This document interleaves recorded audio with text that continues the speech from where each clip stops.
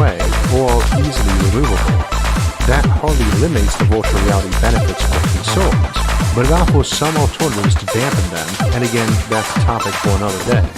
Ours for today is privacy, and now that we reviewed the basics of post-scarcity, we can see how that's a problem. All of these benefits derive from smart automation, not just the ability to run all your mines, farms, and factories with robots, but all of your distribution as well. In a landscape of a billion products, you need smart automation to help you find what you need, suggest what you like, and ensure the product is good quality and arriving quickly and intact, whether from a warehouse or your home 3D printer. All that smart automation is doing the job we used to reserve for servants, and which allowed limited post-scarcity for a small minority, though one that had to worry about rebellion. We can use a payload concern for robots and AI, being the abused servants or murderously rebelling, but that implies your program will suck at their jobs. And I don't mean because the AI has been programmed to love its work. That's just creating a post-discontent society among them. I mean you don't build something that will experience loss, desire, love, and pain in the first place. I don't want a smart robot that's basically human in brains and emotions working for me even if it loves its job, because I constantly feel like a jerk or monster for condoning its existence. I'd rather wash my own dishes, and more to the point, my dishwasher doesn't need to be very smart. However, one of the roles of a good servant is being able to handle a lot of decision-making for their boss and anticipate things.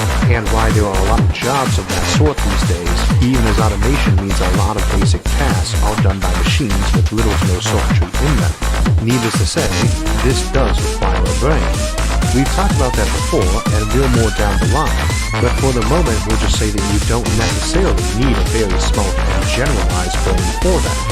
You don't need a sentient computer running your house to anticipate what you like for breakfast and have it ready when it detects you are beginning to wake up. The thing is that it does need to be able to monitor you in pretty close detail to do that, collecting and sorting information. And if it isn't super smart, it probably needs to be able to share that info with something else specialized in handling that problem, like calling up your doctor, be it human or machine, to ask if this or that spike of pain or fatigue when doing something might indicate a health concern. It needs to be able to relay your sleeping conditions to your hotel when you travel. You and your partner need to be able to send both of those to your furniture store or decorator to determine the conditions best optimized for both of you, and so on. Many of these could be gotten around by simply not using them. But in the first place, if you are, then you aren't enjoying the full benefits of that society. And in the second, it's probably pointless anyway, as there's bound to be tons of info already floating around about you that allows some very detailed profiling from available data.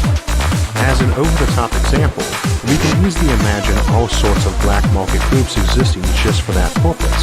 Not so much for financial gain as simple excitement or enjoyment of playing detective or snoop. What's more, the various AI in your civilization, which might have some pretty crazy motivations, might all feel your privacy matters only in the sense that people should feel like they have it.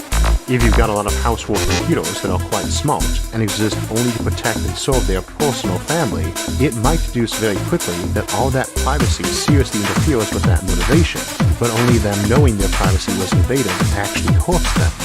And as we discussed before, in Machine Rebellion, that can lead to some crazy behaviors that's not actually crazy. Same as the paperclip optimizer exists only to make paperclips, and views all facets of existence in terms of that. A house computer feels the same way. It would have no ethical issues nuking every other house on the planet if it felt that would achieve higher safety, happiness, and security for its family. We mentioned the need earlier to have access to other people's preferred foods if you were hosting a dinner party. So imagine that Summer was hosting such a party and her friends Alice, Bob, and Cameron were coming over. When her computer finds out that they have privacy settings that won't let it get those, and deduces that Summer will be slightly upset if they don't enjoy their time and thus their meals, it could go to some pretty crazy lengths to achieve that goal. While Alice is coming over, it hires a black market hacker to get into her house computer and gain that data. It's a post-scarcity society, so the cost of this is fairly irrelevant. When it finds out that Bob has a superior security network when it tried to do it to him, it waits till he leaves and hires a team of commandos to raid his house. When it determines it can't do either to Cameron, it blackmails her parents' house computer to reveal the data in its archives from when she was a kid. it has successfully attained the data and can proceed to keep someone safe from the emotional horde of unhappy guests.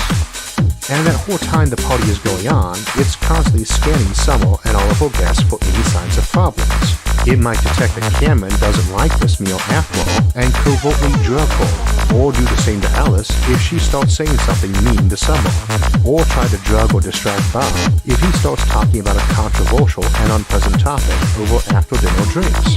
Heck, it might start blocking any news items coming in about that topic if it decides reading about them would upset Summer.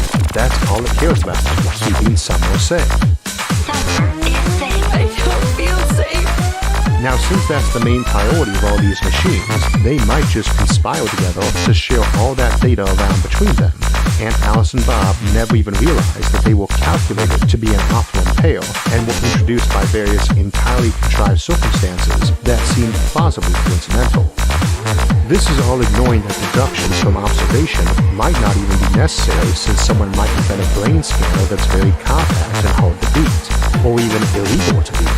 Keep in mind that privacy represents a threat to others, especially in a high-tech civilization where down in someone's basement, they might have a replicator or printer able to spew out doomsday weapons or run simulated universes with genuinely sentient inhabitants they oppress or torture on a whim. Privacy and freedom versus safety and security is a very old debate and isn't a particularly clean-cut one. But if any random lunatic can create a doomsday weapon, you pretty much have to either force an abandonment of that level of technology, or start giving the okay to things which either limit privacy, or let you program people not to do such things. And both represent very slippery slopes, obviously. While these seem like pretty implausible and ludicrous scenarios, and I certainly tend to like to use those on this channel to illustrate a point, in this case, it really isn't. You've got a clear motivation to invade people's privacy for their own benefit. So on top of all the concerns we have